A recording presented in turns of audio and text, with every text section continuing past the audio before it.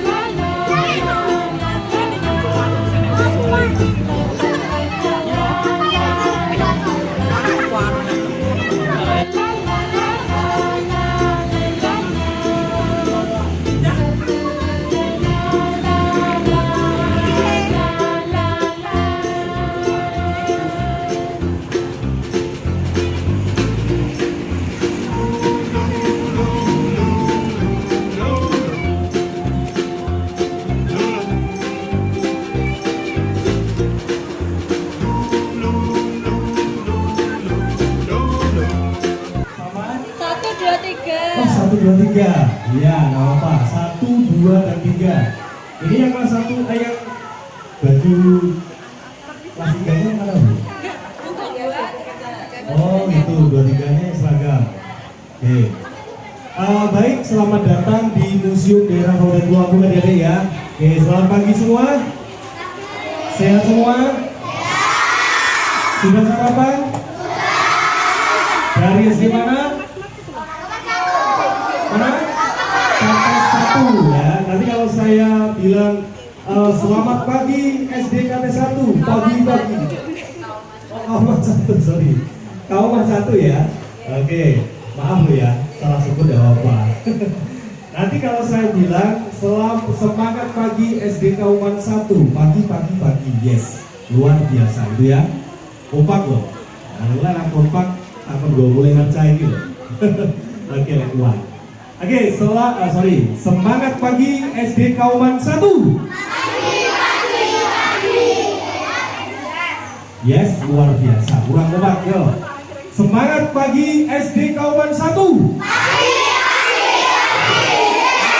Luar biasa. Oke, waduh, luar biasa. Tepuk tangan tuh ada di semua. Nah, biar semangat gitu ya. Oke, nanti saya akan mengawali tentang cerita daripada Museum Daerah Kabupaten Tulungagung adik-adik. Adik-adik ini baru berapa kali ke sini? 1 kali ini. Yang 2 siapa? Yang 2 kali siapa? Tidak ada. Oh, 2 kali nanti kasih hadiah. Ini saya baru 1 kali ini. Kenapa kok baru 1 kali ini? Padahal ini asetnya Daerah Kabupaten Tulungagung. Kenapa? Tidak ada yang ngajak? Belum tahu. Oke. Nanti saya akan membendikan ke sana ada ya. Gaya truk penonton karo ngukes nyumpalapa. Ya, Museum Daerah Kabupaten Tulungagung hadir di tengah-tengah Anda gitu. Mungkin gitu ya. Oke. Baik adik-adik, saya awali cerita belum koleksi ya. Saya belum masuk ke koleksi. Saya hanya mau cerita terkait dengan Museum Daerah Kabupaten Tulungagung. Nah, perlu dicatat ya, Museum Daerah Kabupaten Tulungagung itu didirikan di tahun 1996 ya, 1900.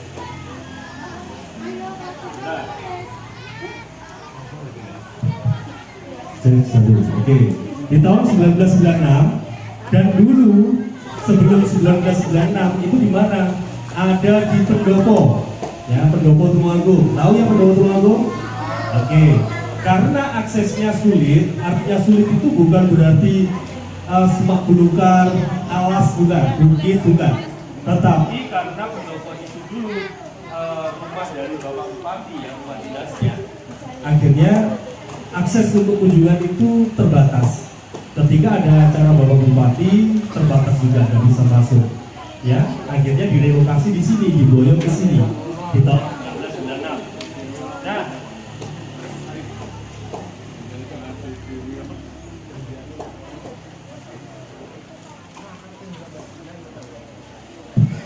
oke.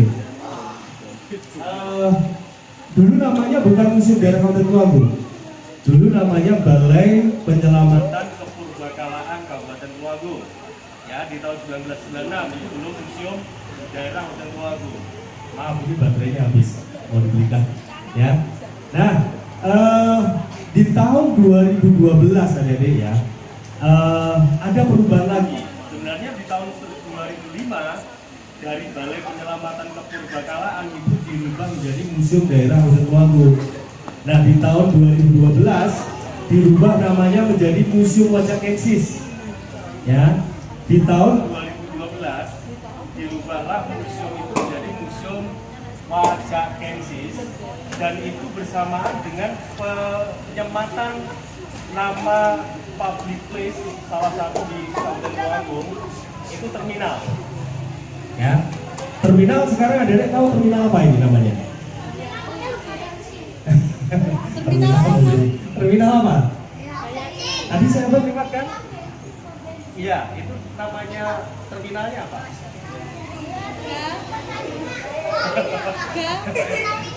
Ayo, bukan. Kami memang sebelah baratnya itu pom bensin Pertamina tulisannya, tetapi timurnya itu terminal. Nah, namanya apa? Iya, Gayatri. Maka dari itu di tahun 2012, karena eksistensi Kabupaten Tuagung itu berdunia juga, Wajakensisnya disematkan di museum. Ya, sedangkan untuk Gayatri itu siapa coba? Siapa yang tahu? Gayatri itu siapa? Ada yang tahu? Belum tahu? Ingat, Gayatri itu adalah istri dari pendiri Kerajaan Majapahit, ya, yaitu siapa suaminya? Dia Wijaya atau Raden Wijaya. Itu pendiri dari Kerajaan Majapahit. Makanya suatu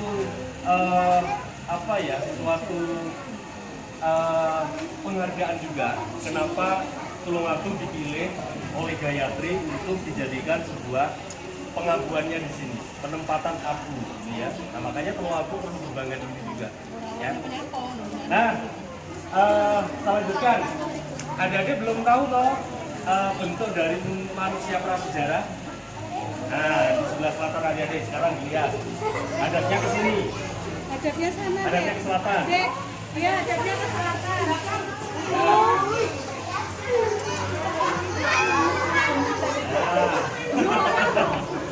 Ya,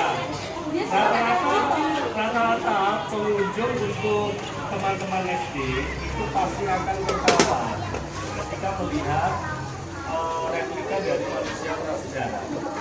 Apapun jenisnya, manusia prasejarah itu memang tidak memakai baju. Karena apa? Karena pada masa prasejarah itu belum mengenal adanya tulisan, belum mengenal adanya gambar, belum mengenal adanya aksara, belum mengenal adanya baju. Style itu belum ada. Makanya untuk survive ya, untuk mempertahankan hidupnya mereka juga mengandalkan peralatan yang ada di sekitar.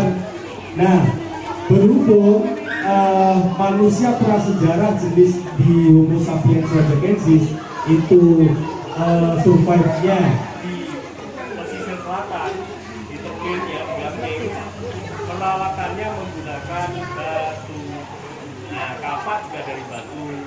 Itu yang dipegang kanan-kanannya itu batu juga untuk membunuh manusia untuk dimakan, ya. Nah, itu kita hanya replika dari ya. Yang asli ada di Belanda, ada di Leiden Belanda. Kenapa pada di Belanda? Karena pemerintahan ketika itu 1889 ya, itu masa kolonial, masa penjajahan. Duduk lagi ya. Ya. Itu ada apa?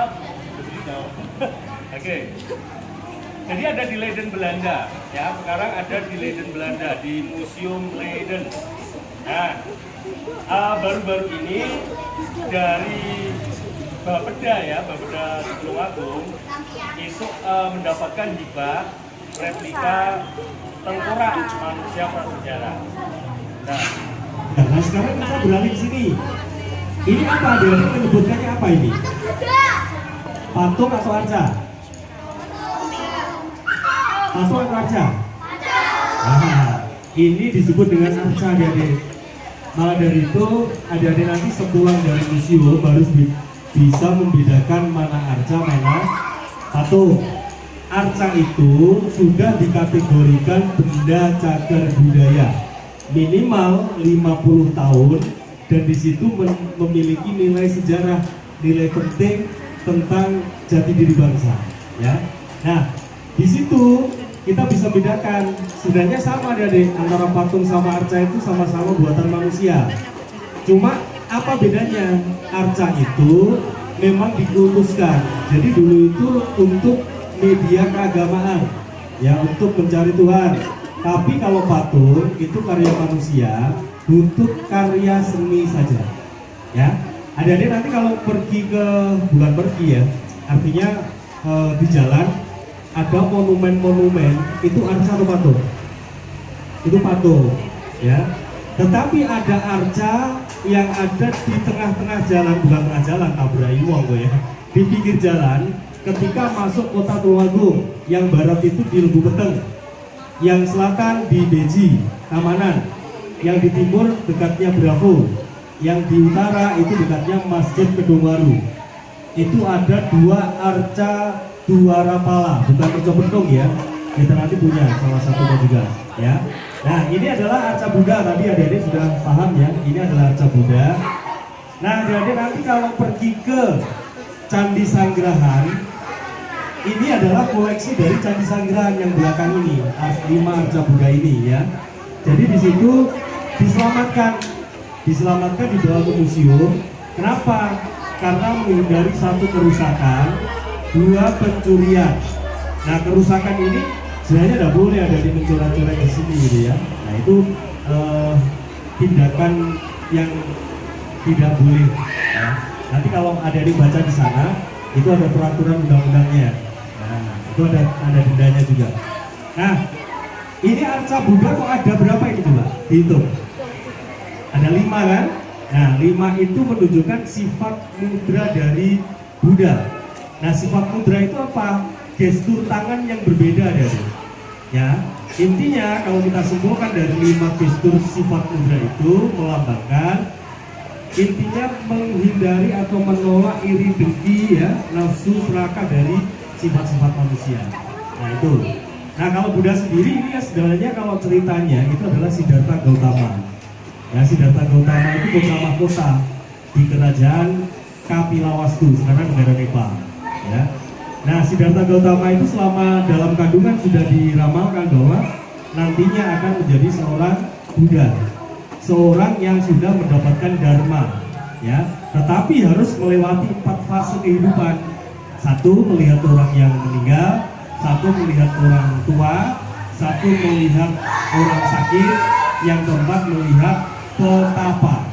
Nah, jadi seorang ayah itu tidak mau Siddhartha Gautama menjadi seorang Buddha. Akhirnya kerajaan itu dibentengi keliling, ya, sampai hewan pun tidak bisa keluar, itu ibaratnya. Tetapi kalau sudah diramalkan, ketika Siddhartha Gautama sudah melewati 4 fase itu, akhirnya Siddhartha Gautama bisa keluar dari sana dan betapa di bawah pohon Bodhi. Makanya pohon Bodhi menurut budaya agama Buddha itu disakralkan, ya. Oke, sampai sini ada ya. Silahkan berdiri, kita keliling. Nanti akan dipandu sama Mas Eni, ya. Oke. Nah, nanti bisa menghadap sini. Ya. Di sini ada beberapa arca berarti, ya. Salah satunya ini adalah arca Dwarapala. Ada yang menyebut reca pentung. Itu pemahaman yang salah, adik-adik, ya. Jadi perlu diluruskan. Bila mana menemui arca seperti ini disebut arca Dwarapala, adik-adik. Arca Dwarapala ini bertugas sebagai penjaga bangunan suci, penjaga di luar bangunan suci, adik-adik. Nah, dia bertugas sebagai penolak roh jahat dari serangan lawan. Karena pada waktu dulu serangan musuh itu tidak hanya berupa fisik, tapi berupa non fisik. Bisa juga dikatakan seperti santet, juga.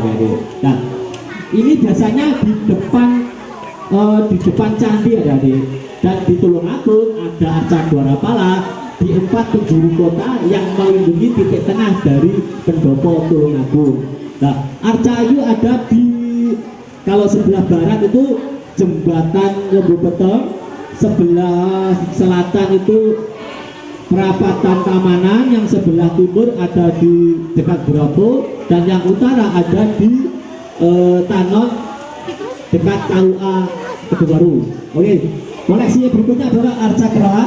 Nah, arca kera ini ditemukan di Sungai Puncangan, Sungai Serabah dari. Nah, arca kera ini ketika ada orang menggali pasir secara tidak sengaja ditemukan arca kera. Demi keamanan, maka arca ini disimpan di museum daerah Tulungagung. Nah, selanjutnya adalah koleksi Ganesha. Nah, Ganesha ini bisa disebut manusia berkepala gajah. Dia disimbolkan sebagai ilmu pengetahuan, di mana belalainya itu menghisap kendi kecil arah dari kiri ya. Itu disimbolkan sebagai penghisap ilmu pengetahuan ya dari ya. Nah, Ganesha ini putra dari Dewa Siwa dan Dewi Parwati. Oke, yang di sebelah ini adalah Nandi adik. Nah, bisa dikatakan kerbau ya, kerbau yang disucikan. Nah, Nandi itu wahana atau tunggangannya Dewa Siwa dari ya, begitu. Oke, kita bergeser ke barat sedikit. Nah, nggak usah ke situ deh ya, pelan-pelan aja, hati-hati ya. Nah, yang ada di ini, ini adalah Arca Agastya dari. Arca Agastya itu adalah resi penyebar agama Hindu di India Selatan ya dari ya. Ini ditemukan tahun 2019 di pegunungan Tanggung Gunung, ditemukan pada tahun 2019 ya. Ini dari.